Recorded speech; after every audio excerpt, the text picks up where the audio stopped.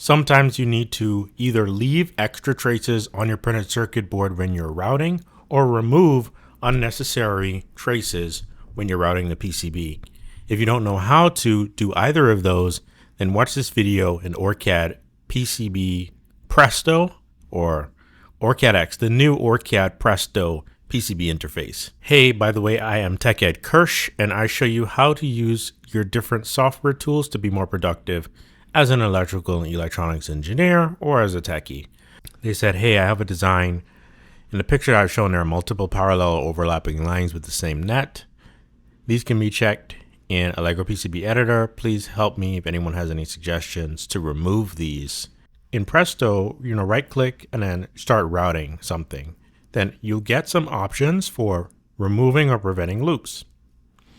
What that does is if you uncheck that, it is checked by default usually. If you uncheck that, you can make a route, like start a route, and then route this trace like back to itself, and it will stay that way. It'll maintain that.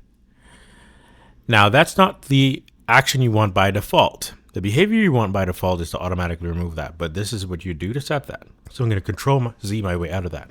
By default, you want to check mark this, remove or prevent loops, and what this does is I can start my track, route, and then boom, it deletes this track or trace that it had before.